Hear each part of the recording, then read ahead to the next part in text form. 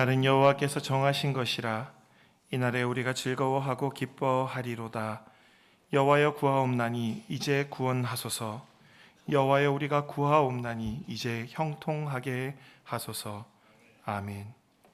사랑이 많으신 하나님, 예수님의 십자가 보혈로 죄 씻음을 받게 하시며 하나님의 자녀로 거듭나게 하여 주신 은혜에 감사를 드립니다. 죄와 사망의 권세에서 건져주실 뿐만 아니라 아버지가 그 자녀를 보호하여 주는 것과 같이 날마다 우리의 손을 잡아 안전하고 평안한 길로 인도하여 주시니 감사를 드립니다. 오늘은 거룩한 주일을 맞이하여 하나님의 자녀로 거듭난 저희가 경배와 찬양을 드리며 예배의 자리로 나왔습니다. 진심으로 드리는 기도에 응답하시며 사랑을 묶어서 드리는 찬송과 예물도 기쁘게 받아 주옵소서. 예수님의 이름으로 기원하옵나이다. 아멘.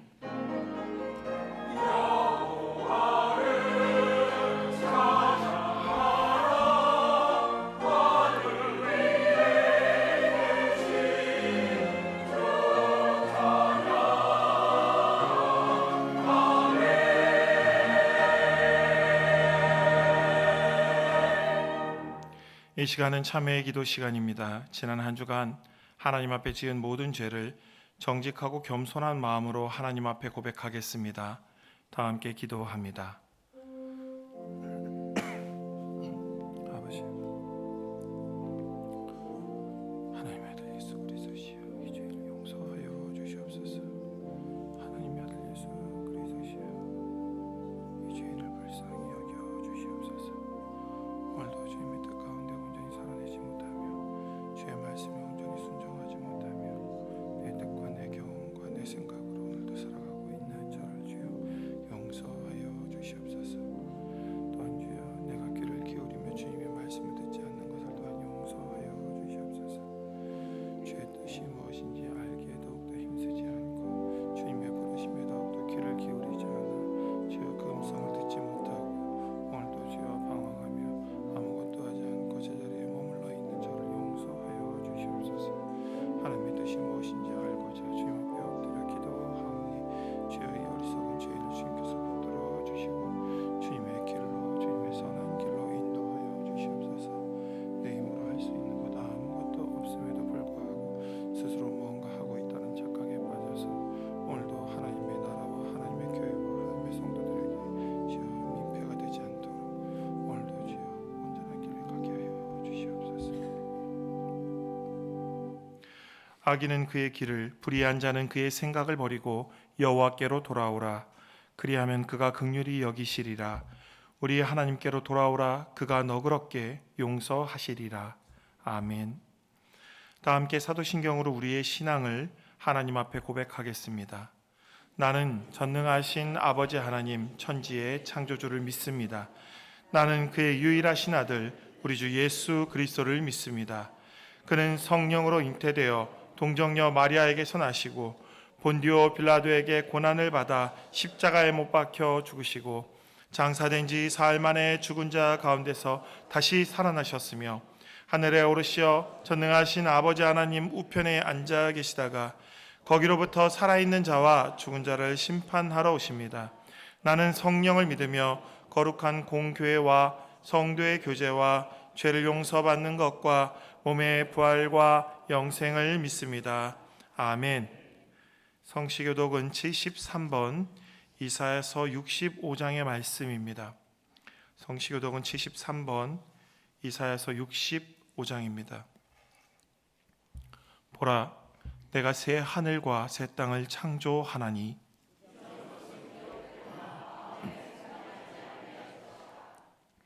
너희는 내가 창조하는 것으로 말미암아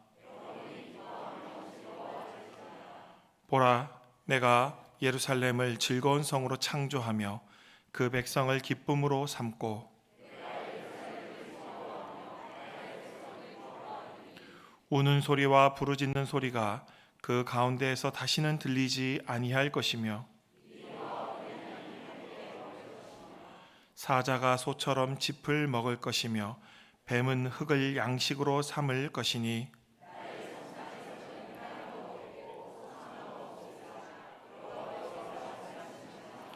아멘. 다 자리에 앉으셔서 찬송가 92장 찬양하겠습니다.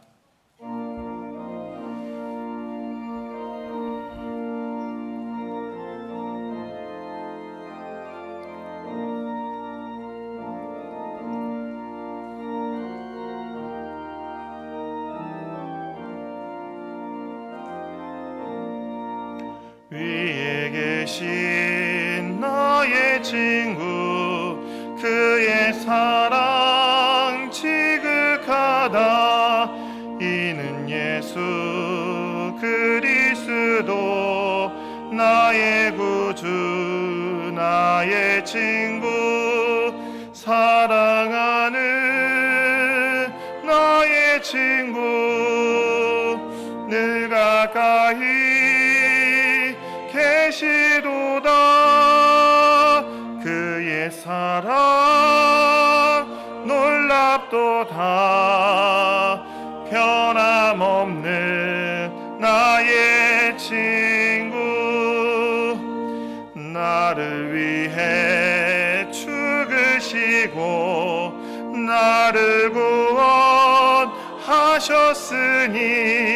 기쁨으로 경배하며 찬양하리. 나의 친구, 사랑하는 나의 친구,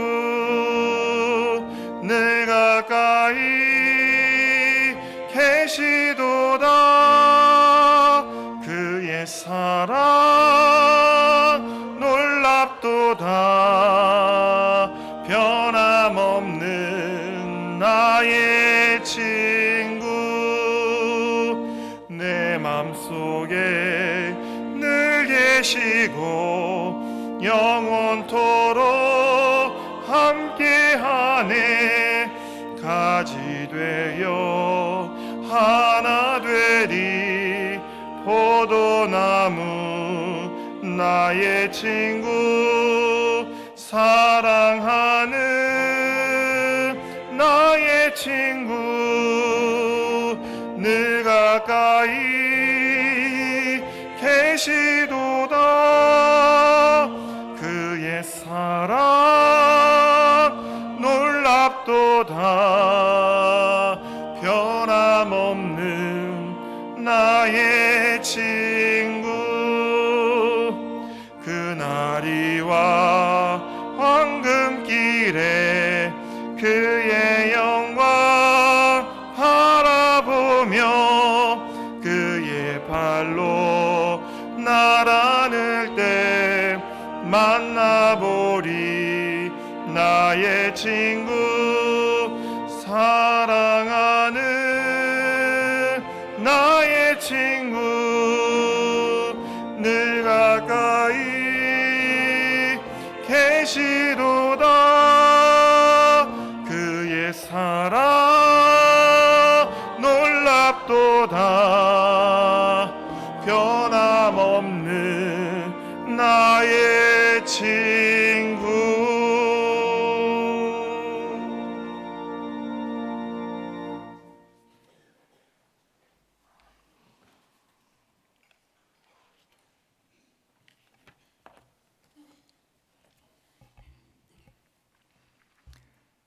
생명의 근원이신 하나님께 감사와 찬양과 영광을 올려드립니다. 예수님 십자가 보혈로 저희를 죄에서 구원하여 주시고 새 생명을 주시니 감사를 드립니다. 빛의 자녀로 살아가게 하시고 주님을 향한 소망으로 충만하게 하시니 또한 감사를 드립니다. 거룩한 주일 구별하여 지키는 저희 예배를 기쁘게 받아 주시옵소서. 연약한 저희들, 허망하게 없어질 세상의 물질과 욕망을 쫓았습니다. 말씀대로 살지 못했습니다. 헝클어진 죄인의 모습으로 주님 앞에 다시 나왔습니다. 주님, 용서하여 주시옵소서.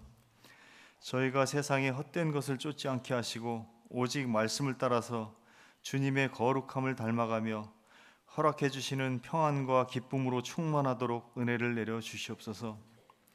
생명의 하나님, 창조의 섭리 속에 다시 결실의 계절을 허락하시니 감사를 드립니다. 우리의 영혼도 성숙하여지고 열매를 거둘 수 있도록 은혜를 내려 주시옵소서. 온유하고 겸손한 마음을 허락하여 주시고 고단한 삶에 지친 나의 영혼이 주님으로부터 위로를 받을 수 있도록 은혜를 내려 주시옵소서. 고난과 절망의 순간에도 내 구원의 산성이 되시는 주님만을 의지하며 이겨낼 수 있도록 도와주시옵소서. 오늘 하루 우리의 생명도 우리의 호흡도 이 땅의 모든 것도 주님의 은혜입니다.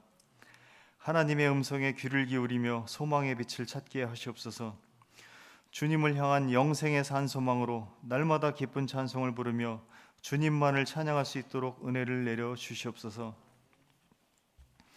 전능하신 하나님, 저희들 영적인 분별력을 잃어버리지 않도록 도와주시옵소서. 참으로 어지러운 세상을 살아가고 있습니다.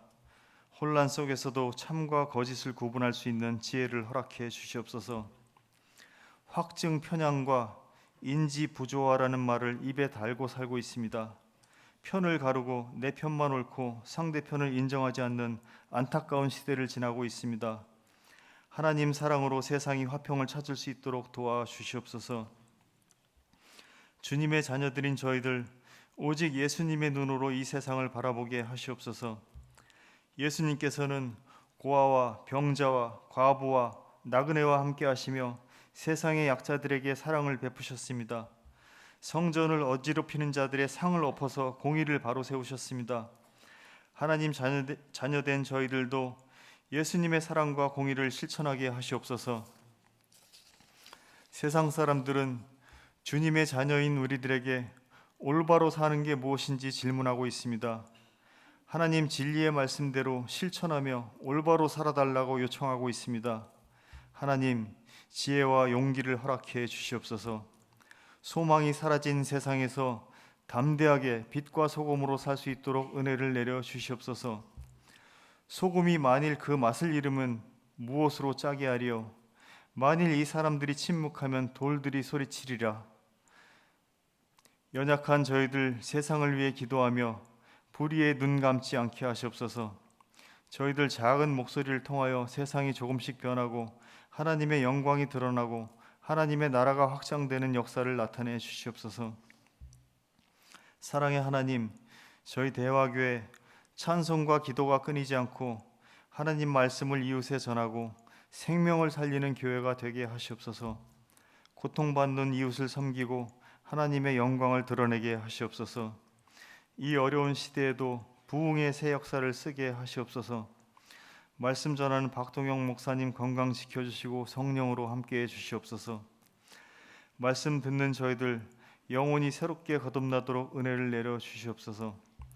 갈릴리 찬양대 찬양을 기쁘게 받아주시고 이름 없는 주님의 지체들 기억해 주시옵소서. 우리 주 예수 그리스도 이름으로 기도드렸습니다. 아멘.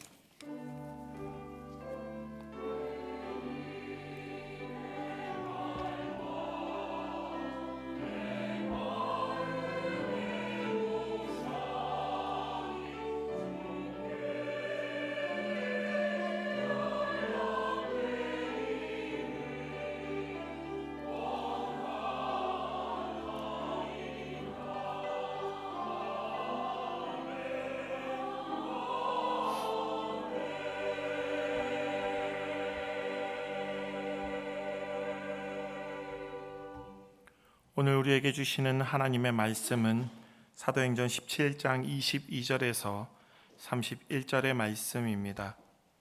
사도행전 17장 22절에서 31절 신약 218쪽입니다. 제가 봉독하겠습니다. 바울이 아레오바고 가운데 서서 말하되 아덴 사람들아 너희를 보니 범사에 종교심이 많도다. 내가 두루 다니며 너희를 위하는 것들을 보다가 알지 못하는 신에게라고 새긴 단도 보았으니 그런즉 너희가 알지 못하고 위하는 그것을 내가 너희에게 알게 하리라.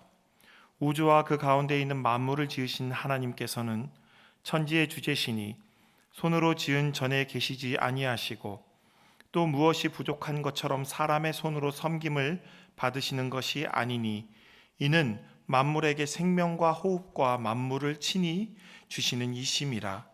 인류의 모든 족속을 한 혈통으로 만드사 온 땅에 살게 하시고 그들의 연대를 정하시며 거주의 경계를 한정하셨으니 이는 사람으로 혹 하나님을 더듬어 찾아 발견하게 하려 하심이로되 그는 우리 각 사람에게 멀리 계시지 아니하도다. 우리가 그를 힘입어 살며 기동하며 존재하느니라. 너희 시인 중 어떤 사람들의 말과 같이 우리가 그의 소생이라 하니 이와 같이 하나님의 소생이 되었은즉 하나님을 금이나 은이나 돌에다 사람의 기술과 고안으로 새긴 것들과 같이 여길 것이 아니니라.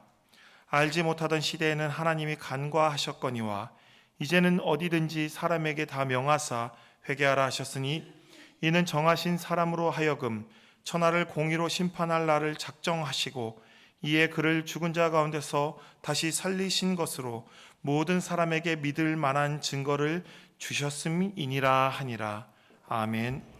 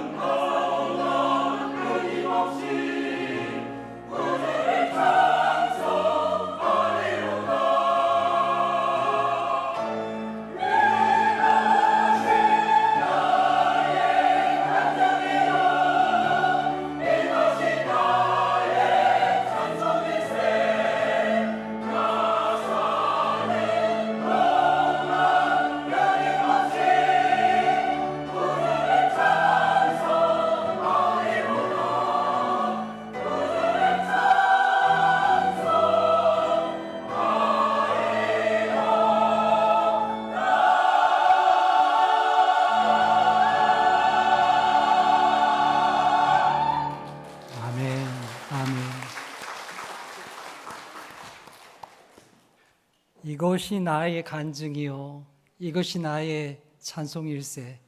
사랑하는 여러분, 여러분에게 일평생토록 하나님을 찬송하는 기쁨이 있기를 축복합니다. 나 사는 동안 내가 이 땅에 사는 것뿐만 아니라 영원한 하나님의 나라에 이를 때까지 그곳에서도 하나님의 인도하심과 함께 영원토록 사는 큰 기쁨이 있기를 간절히 축복합니다. 우리 찬양대 너무 아름다운 찬양 감사합니다. 우리 하나님의 크신 축복이 찬송하는 인생 가운데 늘 함께 하시기를 축복합니다. 여러분, 우리가 계속해서 사도행전의 말씀을 읽어가고 있죠. 지난 시간에 우리는 어떤 말씀을 보았습니까? 사도 바울이 데살로니가와 베레아에서 말씀을 증거한 그 내용을 보았습니다. 데살로니가에서 얼마나 있었다고 했죠? 3주 동안 있었습니다. 3주. 길지 않은 시간이었지만 그곳에서 복음을 전하게 되었고요. 그러나 그 가운데서도 유대인들의 박해가 있어서 큰 소동이 있어서 바울은 떠나야만 했습니다. 하지만 그 가운데에서도 야손과 같은 사람들, 또 여러 성도들이 예수님을 진심으로 믿게 되었습니다. 바울 사도가 핍박을 피해서 야밤에 도망을 나오게 됐잖아요. 야반도주한 겁니다. 어디로 가느냐? 데살로니가에서 나와서 베레아로 가게 되었습니다. 베레아로 갈 때에 그곳에서 또 복음을 전하게 되죠. 떠나면서 이거 3주밖에 안 있었는데 이곳의 성도들 어떻게 될까 염려가 많았죠. 그런데 베레아에 남겨두었던 실라와 디모데를 통해서 바울이 이 데살로니가의 소식을 나중에 듣게 됩니다. 그것이 너무 감사한 소식이어서, 너무 기쁨의 소식이어서 바울이 데살로니가 교회에다가 사랑의 편지를 보내요. 권면의 말씀을 보내게 됩니다. 그게 우리 성경책에 들어있는 데살로니가 전서, 데살로니가 후서 이 말씀들입니다. 그게 지금 성경에 기록되어 있는 말씀이에요. 자, 우리 신약 성경 데살로니가 전서 1장 6절 7절 우리 함께 읽어보겠습니다. 시작. 또 너희는 많은 환난 가운데에서 성령의 기쁨으로 말씀을 받아 우리와 주를 본받는 자가 되었으니 그러므로 너희가 마게도냐와 아가야에 있는 모든 믿는 자의 본이 되었느니라. 아멘. 데살로니가 성도들이 어떤 가운데서 신앙생활을 했다고요? 많은 환난과 어려움 속에서 예수님을 믿게 되었다는 것입니다. 하지만 어떻습니까? 방금 전에 읽은 말씀과 같이 우리와 사도들과 주를 본받는 자가 되었다는 것입니다. 믿음이 약화되어 가지고 예수님 떠나가 버리고 그런 사람이 아니라 오히려 그 환난 속에서 더욱더 신앙이 튼튼한 믿음의 사람들이 된 것입니다. 그래서 여기 말씀에 본 것처럼 마케도냐 지방, 마케도냐는요 그리스의 북부 지방을 말합니다. 마케도냐 지방에 뿐만 아니라 아가야 지방에도, 아가야는 지난번에 보았던 에그나티아 가도 그 남쪽 아래쪽에 있는 그 남쪽의 지방을 아가야 지방이라고 해요. 그 지방에 이르기까지 이 데살로니가 성도들의 이 신앙의 소문이 많이 퍼졌다는 것입니다. 참 놀랍지요? 참 감사한 일입니다. 어려움 가운데 있었지만 더욱 하나님을 신실하게 믿었던 그 믿음이 그들 가운데 있었던 것입니다. 그 말씀이 싹이 나고 자라서 많은 사람들 성도들에게 본이 되는 귀한 성도들이 된 것입니다. 여러분, 그들 대부분은 그리스 사람들입니다. 유대인들이 아니에요. 그들은 그동안에 어떻게 살았습니까? 많은 신상들을 섬기고 우상들을 섬기며 살아왔습니다. 그런 문화 속에서 익숙하게 살아온 사람들입니다. 그런데 그들이 이제는 그런 우상들을 다 버리고 오직 부활하신 예수님만 섬기는 진실한 믿음의 사람들이 된 것입니다. 바울 일행은 베레아에서도 유대인의 회당에서 말씀을 가르쳤죠. 구약 성경을 말씀을 찾아가면서 메시아로 예언된 분이 바로 예수 그리스도라는 것을, 예수님의 생애와 그리고 십자가와 부활을 베레아 성도들에게 가르쳤습니다. 그들은 과연 바울의 말이 진실한가? 그들은 깊이 생각하고 묵상했죠. 그리고 많은 사람들이 마침내 예수님을 주님으로 영접하게 되었습니다. 하지만 곧 어려움이 닥쳐왔습니다. 데살로니가에 있던 유대인들이 베레아까지 내려와서 바울을 방해하고요, 소동을 일으키는 바람에 바울은 떠나갈 수밖에 없었습니다. 베레아의 성도들이 바울을 배를 태워서 멀리, 이 핍박하는 사람들이 손에 닿지 않도록 멀리 보내게 된 것입니다. 바울과 신라는 거기에 남겨두게 되었고요. 바울만, 신라와 디모데를 거기다 남겨두고 바울만 배를 타고 떠나가게 된 것입니다. 어디로 갔을까요? 네, 아덴이라는 곳으로, 오늘날로 말하면 아테네로 가게 된 것입니다. 오늘 말씀을 그래서 바울 사도가 아테네에서 복음을 전한 그런 내용을 기록하고 있습니다. 자, 아테네가 어디 있을까요? 우리 지난번에 보았던 지도 한번 보겠습니다. 글씨가 잘 보이십니까? 자, 바울이 지금 베레아 지방에서부터 아래로 내려갑니다. 배를 타고 내려갑니다. 자, 내려가서 아테네에 도착하게 된 것이죠. 아테네, 저 마케도니아 지방에서 가장 큰 도시는 데살로니가였고요. 이 아가야 지방에서 가장 큰 도시는 역시 아테네였습니다. 여러분, 아테네는 어떤 도시였을까요? 고대 그리스는 저기 지도에 보는 것처럼 산이 많고요. 또 이렇게 해안선이 아주 복잡합니다. 그래서 사람들이 왕래하기가 쉽지가 않았습니다. 그래서 폴리스라고 하는 도시로 형태로 이렇게 발달하게 되죠. 그 중심에 아테네가 있었던 것입니다. 고대 아테네는 아크로폴리스라고 하는 그런 중심지에 신전을 세우고 거기에 모여 살게 되었습니다. 자, 아크로폴리스 지도 한번 볼까요? 예. 아크로폴리스가 어디에 있는가 한번 보십시오.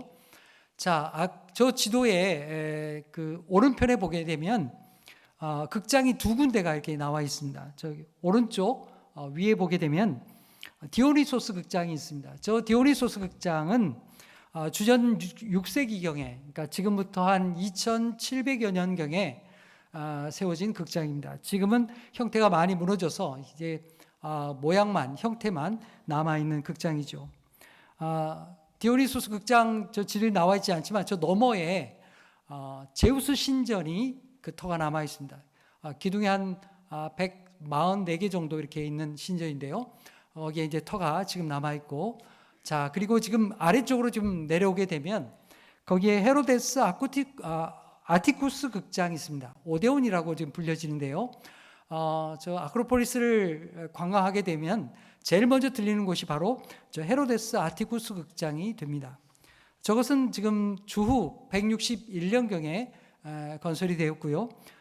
훨씬 더 잘 보존되어 있습니다. 오늘날에도 여기시 음악회가 열리는 그런 곳이기도 합니다. 여러분, 저 아크로폴리스라는 이름이 뭘까요? 아크로라는 것은 높은 그런 뜻입니다. 폴리스, 도시라는 뜻이죠. 그러니까 높은 곳에 있는 도시, 다시 말하면 신들의 도시를 가리켜 말하는 것입니다. 자, 저 아크로폴리스에는 뭐가 있을까요? 여러 신전이 있는데요. 그 중심에 파르테논 신전이 있습니다. 파르테논 신전은 뭐 하는 곳일까요? 그것은 아테네의 수호신인 아테나 여신을 모신, 그 신상을 모신 곳이 바로 파르테논 신전입니다. 저 엄청난 신전 안에 뭐가 있었을까요? 그 안에는 높이가 한 12m가 넘는 그런 아테나 여신상이 중심에 있었던 것입니다. 아테나는 그리스도 신화 속에서 지혜와 전쟁의 신으로 여겨집니다. 지금은 저 사진에 보는 것처럼 지붕이 다 파괴되어서, 전쟁 중에 다 파괴되어서 다 날아가고 없습니다. 중심부가 없고요. 그만 기둥들과 옆에 테두리만 남아 있습니다. 근데 저 파르테논 신전을 그대로 복원한 건물이 있습니다. 저걸 그대로 재현해 놓았습니다. 어디 있느냐면 미국 내슈빌 센트럴 파크 공원에 가면 저 파르테논 신전을 그대로 복원해 놓았습니다. 사진 한번 볼까요? 여러분 많이 본 그런 사진이죠. 저것은 파르테논 신전을 그대로 똑같은 크기로 복원한 건데요. 원래 파르테논 신전, 그리스에 있는 것은 석조 건물입니다. 석조. 그러니까 돌을 깎아서 쌓아서 만들어진 건물이죠. 하지만 저 미국에 있는 저 건물은 콘크리트 건물입니다. 그냥 콘크리트를 부어서 만든 거예요. 똑같은 모양으로 만든 것이죠.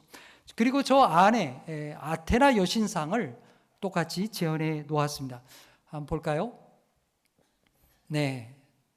저게 지금 미국에 지금 재현되어 있는 건물입니다. 저 안에서 지금 사람들이 행사를 하고 있는데요. 밑에 지금 발 있는 데만큼밖에 사람이 되지 않죠. 그러니까 얼마나 신상이 큰지 몰라요. 압도적으로 큽니다. 저런 게 지금 아테네의 아크로폴리스의 조대로 있었던 것이죠. 바울 사도가 아테네를 갔을 때에도 저런 엄청난 신전들을 보게 된 거죠. 여러분, 아크로폴리스에는 저런 아테나 여신상만 있는 것이 아닙니다. 파르테논 신전만 있는 게 아니에요. 에레크테이온 신전이 있었고요. 또 프로필라이아 신전이 있었고, 또 니케 신전, 뭐 다양한 신전들과 제단들이 그 아크로폴리스 언덕 위에 빼곡하게 자리하고 있었던 것입니다. 자, 아빠가 보았던 그 지도 사진, 아크로폴리스 지도 한번 다시 볼까요? 네, 저 위에 아크로폴리스가 있고요. 자, 왼편 아래에 아고라라는 곳이 있습니다. 아고라라는 곳이 뭐냐 하면 초기에는 물건을 파는 장터, 시장이었던 곳입니다. 낮은 지대에, 평지 지대에 시장과 장터가 있었던 곳이죠. 그런데 시간이 지나면서 이것은 단순히 시장만이 아니었습니다. 사람들이 많이 모이게 되면서 거기에서 학문과 또 철학을 논하게 되었고요. 또 거기에서 재판도 이루어지게 되었습니다. 일반 시민들의 여론이 형성되는 그 장소가 바로 아고라였던 것입니다. 그러니까 위에는 아그로폴리스가 있고요. 저 낮은 지대에는 여기 아고라 광장이 있었던 것이죠. 자, 16절 말씀 보면요. 바울이 이 아테네에 도착해서 저 아크로폴리스를 보게 되었고요. 또 저 아고라를 또 가서 다 살펴보게 되었습니다. 도시를 쭉 둘러보게 된 거예요. 그러면서 그는 무엇을 보았을까요? 네, 사진 닫아도 되겠습니다. 아크로폴리스는 말할 것도 없고 아고라와 도시 곳곳에 온갖 신상들이 가득한 그 모습을 보았습니다. 많은 제단들을 보았습니다. 여러분들 중에도 아테네에 다녀오신 분들이 있을 겁니다. 성지순례팀도 다녀왔고요. 아마 여러 관광의 이유로 다녀오신 분들도 있을 겁니다. 저 아크로폴리스에 올라가면 어떤 마음이 들겠습니까? 여러분 어떤 마음이 들겠어요? 와, 정말 굉장하다. 어떻게 저렇게 웅장하고 큰 건물들을 저 고대에 저렇게 만들 수가 있었을까? 감탄을 하게 될 것입니다. 놀라게 될 것입니다. 많은 사람들이 그렇죠. 바울도 그 자리에서 그런 감탄을 했을 것입니다. 지금은 저렇게 뼈밖에 안 남았지만 당시에는 온전한 채색이 된 완전한 건물들이 있었을 것이고 거기에 뭐 신전들과 신상들이 가득했을 것입니다. 그런 모습을 보면서 바울도 감탄했을 거예요. 하지만 바울은요, 감탄만 하고 있었던 것이 아닙니다. 아테네 사람들이 그 신전을 자랑스럽게 생각했을지 모르지만 바울이 보았을 때는 말이죠, 이 아테네 사람들은 어느 도시보다도 더 심각하게 우상을 숭배하는 그런 사람들이었다는 것이죠. 그래서 그 마음에 격분이 일어나게 되었습니다. 오늘 성경 말씀이 그것을 기록하고 있습니다. 영적인 안타까움이 그의 마음속에 불릴듯 일어나게 되었던 것입니다. 바울은 아테네 시민들을 보면서 그래서 무엇을 하게 됩니까? 17절 말씀에 나오죠. 바울은 유대인의 회당에 가서 예수 그리스도의 복음을 가르치게 됩니다. 뿐만 아니라 장터에 가서, 자, 여기 장터라고 하는 것은 앞에 말씀드린 대로 아까 보았던 아고라를 가르쳐 말하는 것입니다. 그 아고라 장터에 가서 거기에서 사람들을 향해서 예수 그리스도의 복음을 전하게 되었던 것입니다. 이 아고라는 자유토론의 장소였던 것입니다. 거기에서 소크라테스가요, 궤변론자들과 토론을 하던 장소가 바로 아고라였어요. 바울 사도가 바로 그곳에서 시민들을 상대로 예수 그리스도의 복음을, 예수 그리스도의 부활과 생명과 다시 사심을 증거했던 것입니다.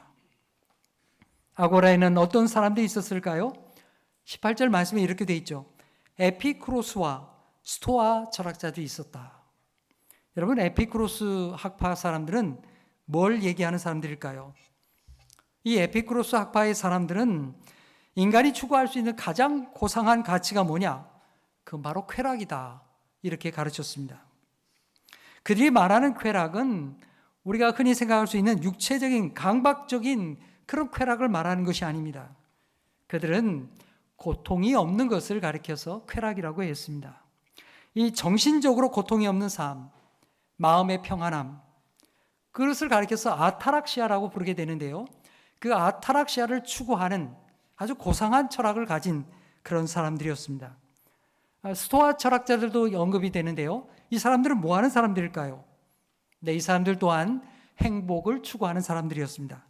그런데 이 사람들이 추구하는 행복은 오늘날 우리가 생각하는 것처럼 뭔가를 소유해서, 뭔가를 가져서, 야, 기쁘다, 내가 이것을 성취했다, 이러면서 즐거워하고 행복해하는 그런 사람들이 아니었습니다. 반대로 금욕적인 삶을 통해서 행복을 추구하는 사람들이었습니다. 인간의 이성을 굉장히 중요하게 생각했고요. 인간의 이성적인 능력으로 자기 욕망을 제어하는, 그래서 금욕적인 생활을 하는 사람들, 그 사람들이 바로 스토아 철학자들이었습니다. 여러분, 이 스토아 철학자들은 로마 시대까지 아주 영향을 많이 미치게 됩니다.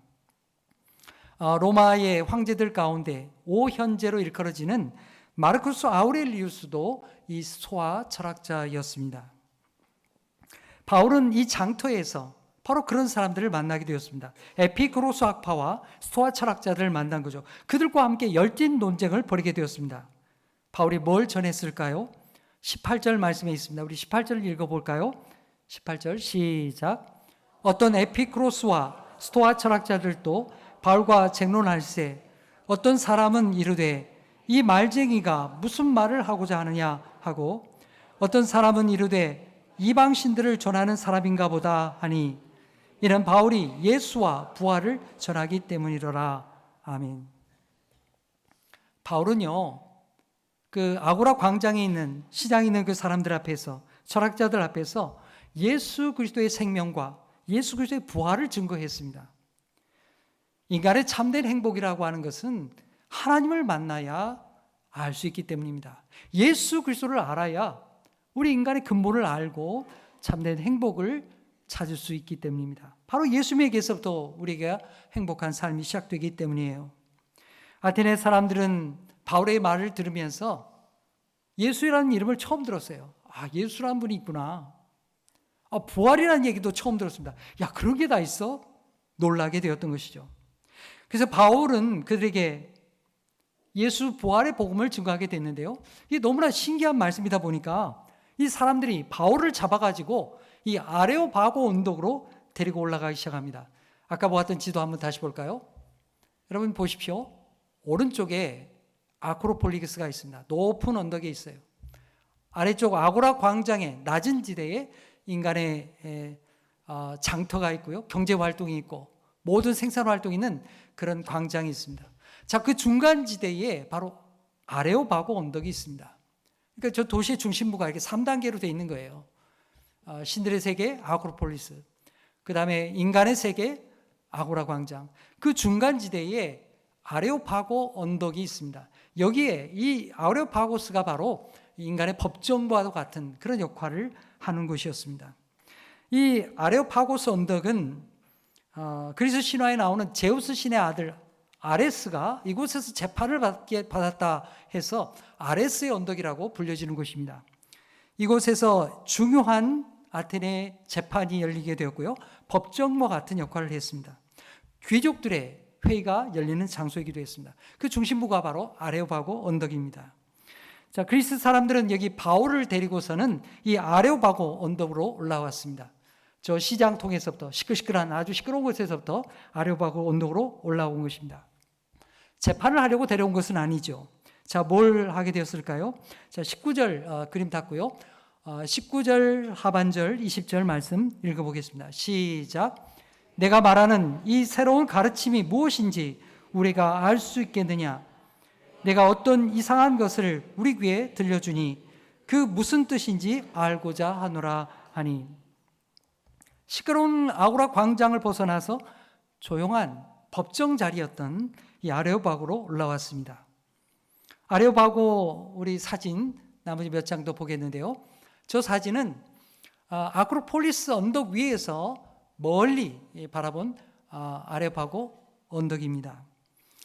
돌바위 언덕인데요. 저기 사람들이 이렇게 점점이 있습니다. 바울 사도의 그 장소를 순례하기 위해서 많은 사람들이 저 장소에 와 있는 것입니다. 다음 사진 볼까요?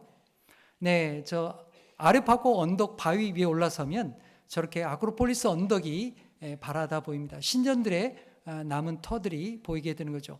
지금 사람들이 저 아레오바고 돌바위를 얼마나 많이 순례를 왔는지 저 바위가 다 번들번들하게 다 달아졌습니다. 이게 좀 미끄러워요, 굉장히. 자, 다음 사진 볼까요? 자, 저 사진은 뭐냐면 이 아레오바고 바위 언덕에서 아까 보았던 아고라 광장, 낮은 지대에 있는 아고라 장터를 바라본 사진입니다. 앞에 길게 있었던 건물 기억나십니까? 그것과 더불어서 그 터들이 지금 그렇게 남아 있습니다. 자, 다음 사진 볼까요? 저게 바로 아레오파고 언덕 아래쪽에 저렇게 올라가는 계단이 있는 곳입니다. 예전에는 중심부로 이렇게 걸어 올라갔는데요. 지금은 이게 하도 이제 대리석이 닳아져서 미끄러워서 이제 철계단을 옆으로 만들어 놓았습니다. 저 앞에 이게 무슨 동판이 붙어 있는데요. 다음 사진 한번 볼까요? 저 동판이 뭐냐 하면, 저 동판은 오늘 우리가 읽은 사도행전 17장 22절에서 34절까지의 말씀을 이렇게 헬라어로, 그리스어로 새겨놓은 동판입니다. 여기에서 바울 사도가 말씀을 가르치고 또 그들에게 복음을 전했다고 하는 것을 기억하기 위해서 거기에 동판을 세워놓은 것입니다. 우리 순례팀이 저기서 뜨겁게 기도하고 묵상하고 그랬던 시간을 가졌습니다. 네, 그림을 닫아볼까요? 자, 당시 아테네의 사람들은 어떤 특징을 가지고 있었을까요? 21절의 말씀이 있는데요. 우리 함께 읽어보겠습니다. 시작. 모든 아덴 사람과 거기서 나그네된 외국인들이 가장 새로운 것을 말하고 듣는 것 이외에는 달리 시간을 쓰지 않음이로라. 여러분, 그리스 사람들은 스승이 많았습니다. 선생님들이 많았어요. 앞에 얘기했죠. 소크라테스와 같은 사람들, 그리고 소피스트들, 그리고 에피쿠로스 학파들과 또 스토아 철학자들이 많이 있었습니다. 그리고 또 그들은 많은 신들을 섬겼습니다. 뭐 여러 가지 신들을 다 신을 섬겼잖아요. 그런데도 불구하고 그들의 정신과 영혼은 늘 부족했습니다. 만족함이 없었어요. 뭐 좀 새로운 게 없는가? 그들 철학자도 많고 신들도 많이 섬기고 있지만 그들 마음에 만족함이 없는 거예요. 뭐 좀 새로운 걸 가르쳐주는 자가 없는가? 그 생각을 가지고서 새로운 것만을 찾기에 급급했던 사람들이 바로 아테네 사람들이었던 것입니다. 바울 사도는 이런 그들의 모습을 바라보면서 참 지혜롭게 말씀을 증거하게 됩니다.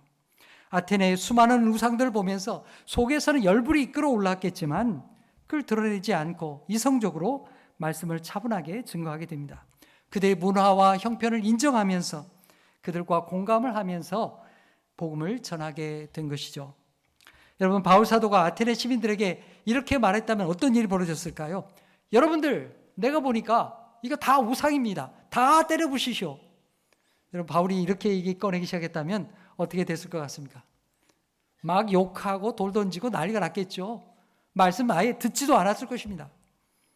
욕하면서 떠나갔을 거예요.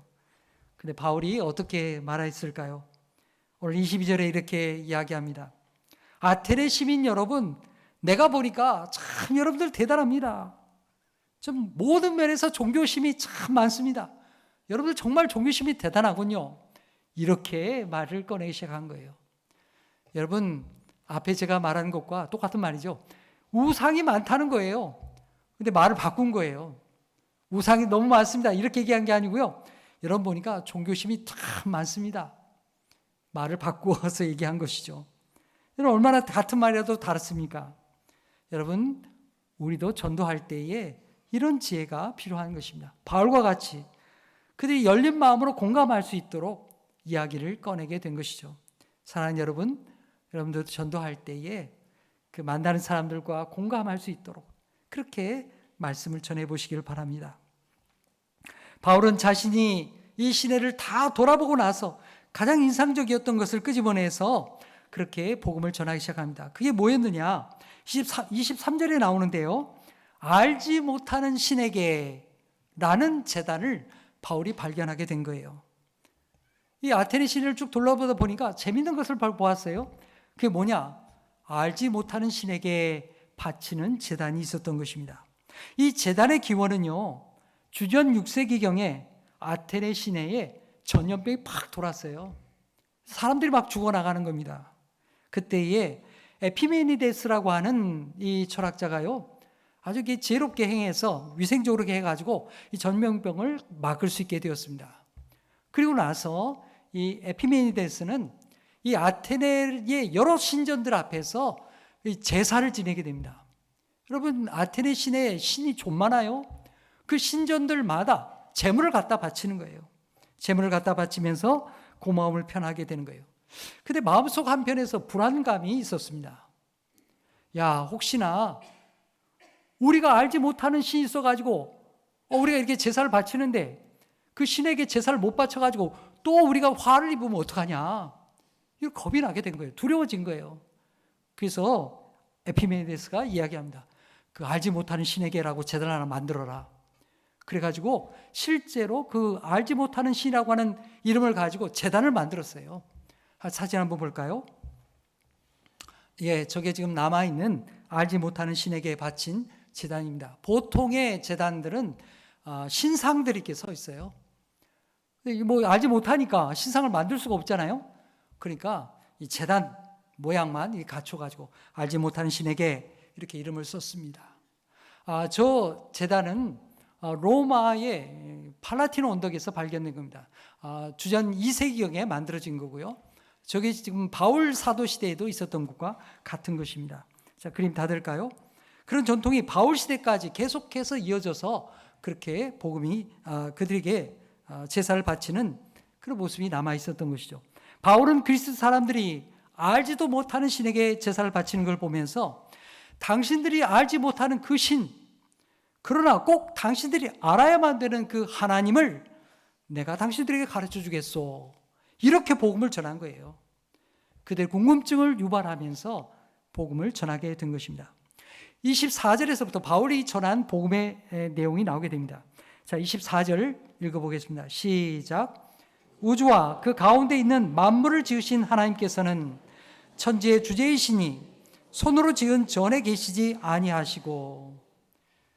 여러분, 지금 아테네 사람들이 섬기는 신관이 어떤 것입니까? 다신을 섬기는 거죠. 신이 한두 개가 아니에요. 너무 많은 신을 섬기고 있어요. 여러 신을 섬기고 있는 거예요. 그래서 바울이 가장 먼저 설교한 내용이 뭡니까? 하나님은 유일하신 하나님이다. 하나님이 유일하신 하나님이라는 거예요. 우리가 믿는 신은 어떤 분입니까? 우주 만물을 창조하신 창조주 하나님이시다. 하늘과 땅의 주인이시다. 주제이시다. 그걸 증거하는 거예요. 그래서 하나님은 사람이 지은 이 신전에 매어 있는 그런 신이 아니라고 하는 것입니다. 여러분, 그렇지 않습니까? 우주 만물을 지은 하나님이 어떻게 인간이 만든 작은 신전에 매어서 살겠어요? 하나님은 그런 분이 아니라는 것입니다. 여러분, 유대인들도 성전을 지었죠. 누가 지었습니까? 솔로몬이 지었어요. 솔로몬이 하나님께 성전을 지어 바쳤습니다. 하지만 솔로몬도요, 하나님께서 자기가 만든 이 성전에 매어 있는 하나님이 아니라는 것을 솔로몬 자신이 고백하고 있어요. 한번 찾아볼까요? 열왕기상 8장 27절 우리 함께 읽어보겠습니다. 시작.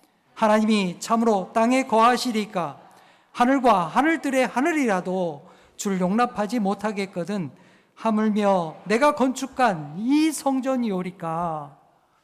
천지 만물을 지으신 하나님은 인간이 지은, 자신이 지은 이 성전에 제한될 수 없다는 거예요. 당시의 신관, 당시의 세계관으로서는 참으로 놀라운 신앙이죠. 다만 자신이 하나님 앞에 성전을 바친 것은 하나님을 사랑하기 때문이라는 것입니다. 이곳에서 하나님을 향하여 기도할 때에 하나님이 우리 죄를 용서해 주시고 우리를 구원해 주십시오. 이런 간구로 하나님 앞에 성전을 지어 바친 것입니다. 자, 그리고 오늘 25절 말씀처럼 하나님은요, 뭔가가 부족해서 인간의 섬김을 받아야 존재할 수 있는 그런 신이 아니라고 바울이 증거하고 있는 것입니다. 하나님은 스스로 있는 분이십니다. 완전자예요. 여러분, 당시 그리스 사람들이 섬기는 신은 어떤 존재였을까요? 여러분, 그리스 신화의 신들 한번 생각해 보세요.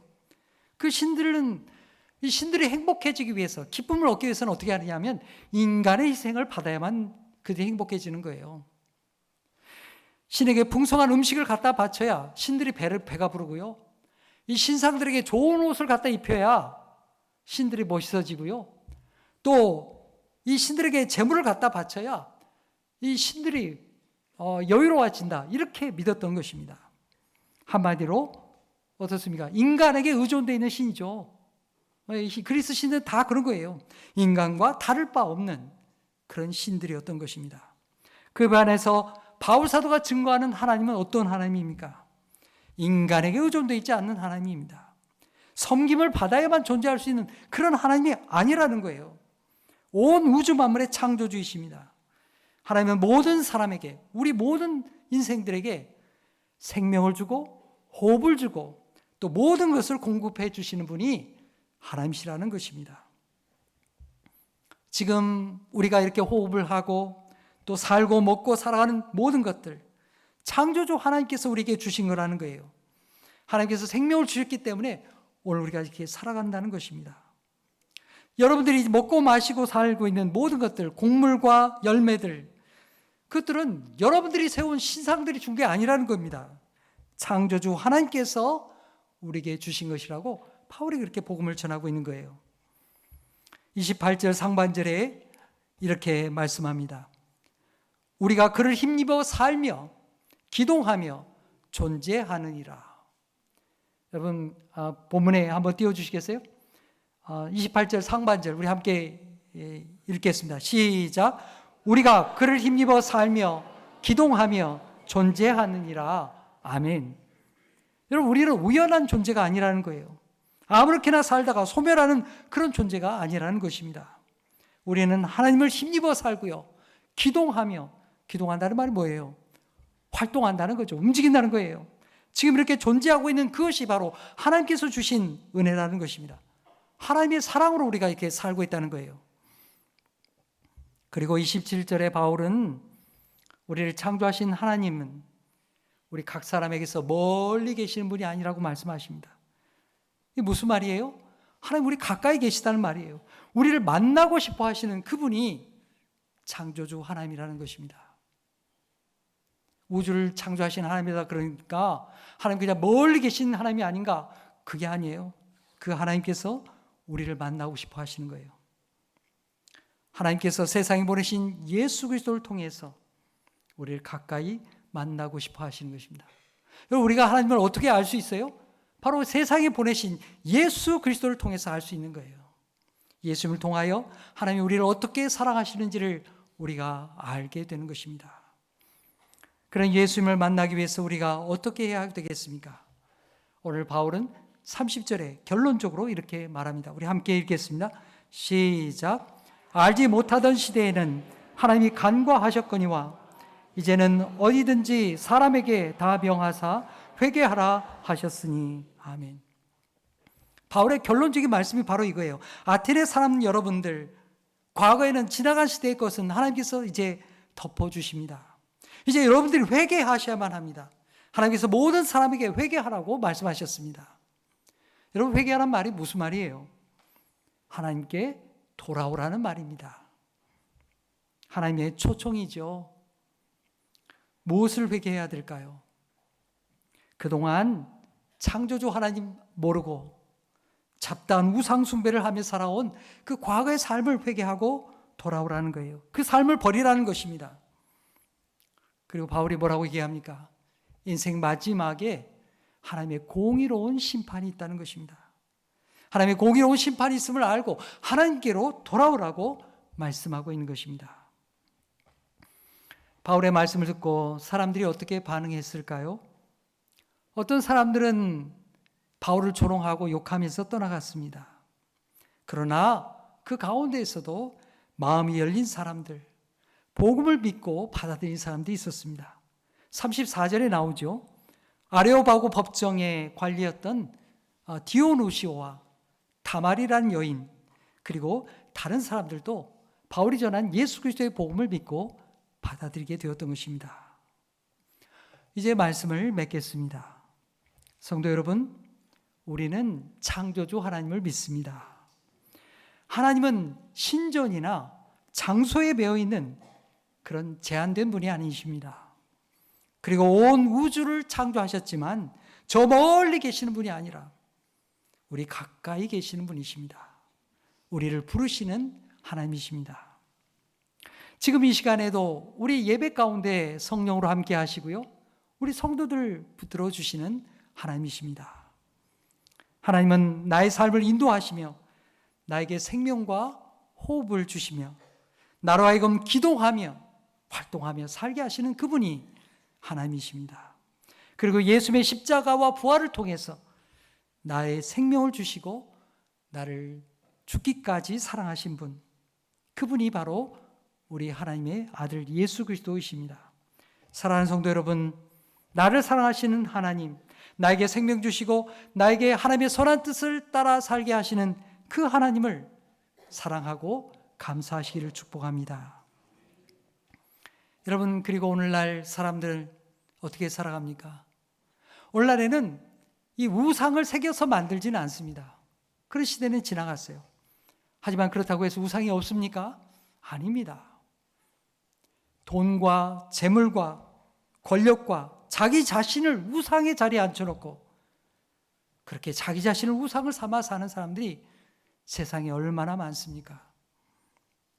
여러분, 우리 하나님 믿는 사람들은 참 구원 되시는 하나님, 우리의 참 인생의 기쁨이 되시는 하나님을 증거하는 하나님의 사람 되기를 축복합니다. 예수님이 참 구원이시라고, 예수님이 참 나의 구주가 되신다고 그것을 날마다 증거하며 하나님의 생명 가운데 살아가는 우리 모든 성도가 되기를 간절히 축복합니다. 기도하겠습니다.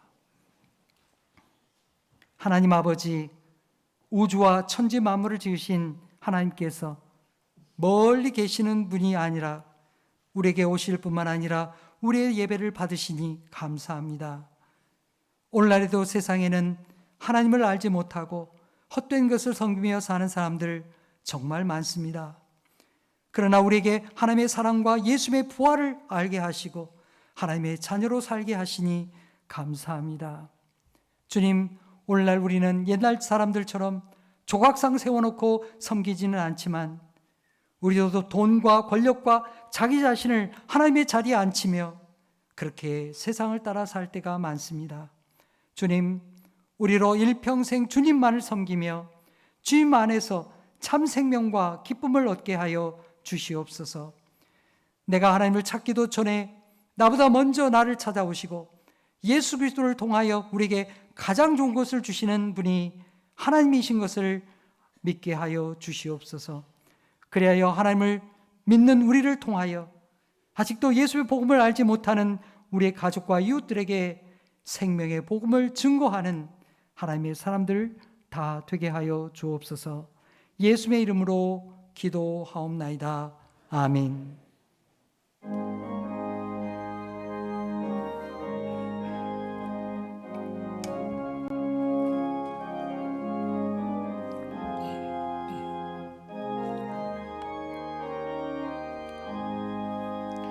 고난 내 영혼 편히 쉴 곳과 풍랑 잃어도 안전한 포구 폭풍까지도 다스리시는 주의 영원한 팔을 지해 주의 영원하신 팔 함께 하사 항상 나를 붙드시니 어느 곳에 가든지 요동하지 않음은 주의 팔을 의지함이라.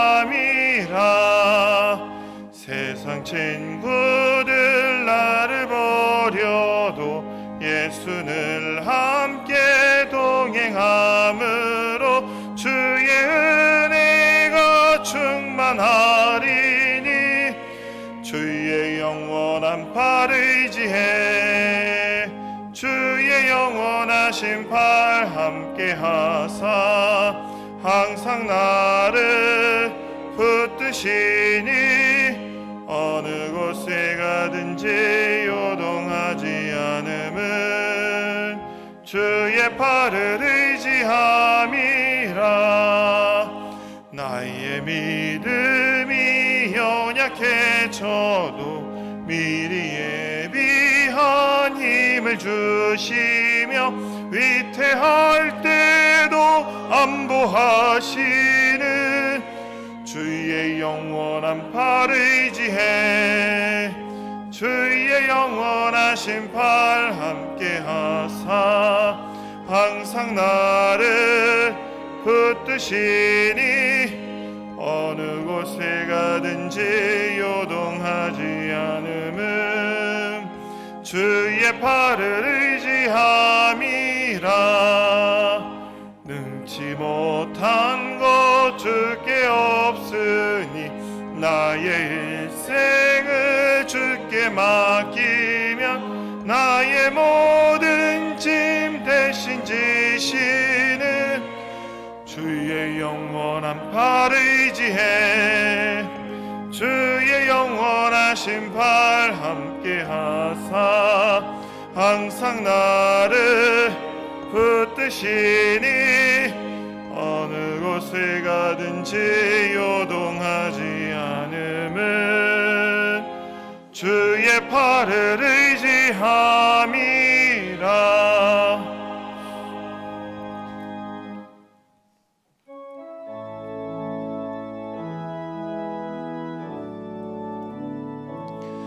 모든 감사 하나님께 모든 감사 하나님께 모든 감사 하나님께 나는 자유해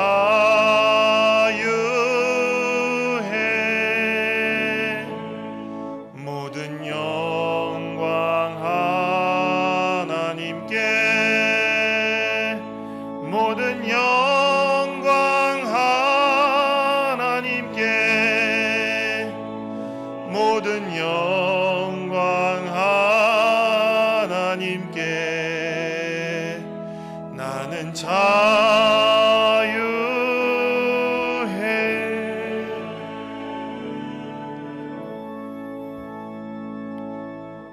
하나님 아버지, 온 천지 만물을 지으신 하나님께서 나를 사랑하시고 내 이름을 기억하시며 나를 불러주시니 감사합니다.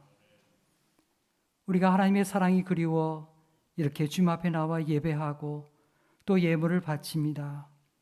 주님, 우리가 애쓰고 수고한 것을 하나님 앞에 가져왔습니다. 하나님이 주신 생명과 능력으로 우리의 삶을 영위할 뿐만 아니라 하나님께 영광을 올려드립니다. 주님, 여기 드려진 11조와 감사 예물과 주정금과 선교 예물을 기억하여 주시고 우리 삶에 더 큰 감사와 또 하나님의 영광이 함께하여 주옵소서. 우리 가운데는 질병으로 고통하는 이들, 암으로 투병하며 또 여러 질병으로 고생하는 성도들 많이 있습니다. 우리 하나님이 만져주시고 주님께서 회복하시며 하나님의 능력의 손길로 붙들어 주시옵소서. 삶의 문제와 인생의 여러 가지 고단함으로 마음이 지쳐있는 성도들에게 새 힘을 공급하여 주시며 하나님이 영원토록 나를 인도하시는 생명의 주님인 것을 알고 주님을 의지하게 하여 주옵소서. 여기에 모든 감사와 기도의 제목을 하나님 앞에 바칩니다.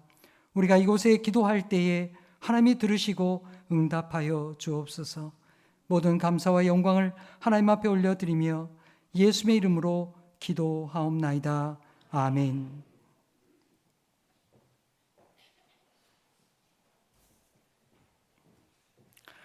오늘 예배 가운데 나오신 우리 성도님들 주님의 이름으로 환영합니다.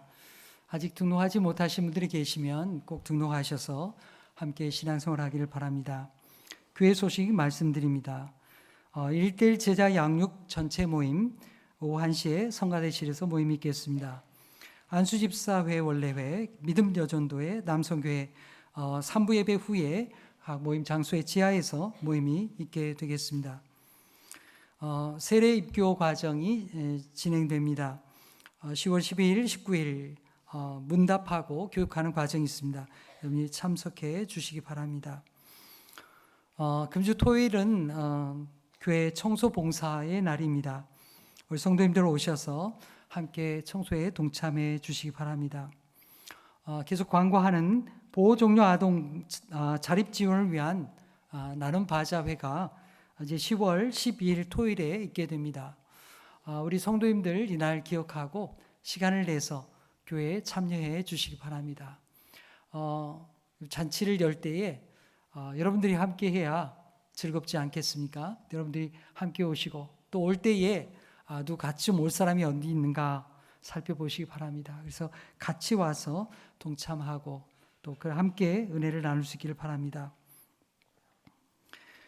주보면에 이제 추수감사절 맞이해서 새벽기도회가 준비되어 있습니다. 10월 마지막 주일에 있게 되는데 주간에 있는데 여러분이 시간을 비워서 함께 기도에 참여해 주시기 바랍니다. 교우 소식 말씀드리겠습니다. 지난 주간에 우리 한인숙 권사님께서 하나님의 부름을 받게 되었습니다. 가족이 되시는 우리 김재선 집사님 예배에 참석하게 됐는데요. 잠깐 일어나서 교회 앞에 인사 나누겠습니다.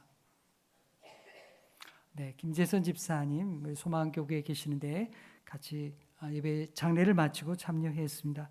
잠깐 기도하십시다. 하나님 아버지, 일평생 하나님을 의지하며 하나님께 가까이 지냈던 우리 한인숙 권사님 부름을 받게 되었습니다. 장례를 마치고 이제 사랑하는 딸이 주님 앞에 와서 예배를 드립니다. 모든 가족과 또 자녀들, 자손들, 할머니의 그 믿음을 따라서 신앙생활 잘하고 있습니다. 하나님 그 가족들을 축복하여 주시고 어디 있든지 하나님을 섬기며 천국에서 다시 만나는 소망 가운데 이 슬픔을 잘 이겨내게 하여 주옵소서. 하나님의 위로하심이 함께하여 주시옵소서.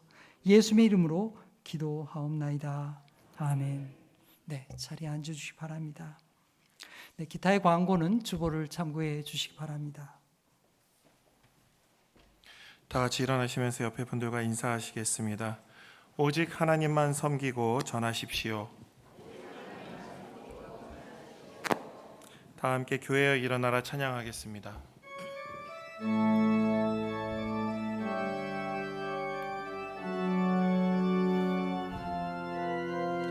교회여 일어나라 주께서 부르시니 두려움과 춤에 내려놓고 교회여 일어나라 교회여 일어나라 주께서 보내시니 우릴 부르신 삶의 자리에서 교회여 일어나라 우린 세상의 빛 어둠을 밝히는 하나님의 편지 주를 나타내는 주의 교회 통해 우릴 통해 세상이 주를 보리라 일어나라 아버지 사랑으로 아버지 능력으로 서로 하나 되어 그 빛을 비추라 노래하라 아버지의 사랑을 아버지의 크심을 이 삶의 노래로 주님을 나타내라 일어나라 아버지 사랑으로 아버지 능력으로 서로 하나 되어 그 빛을 비추라 일어나라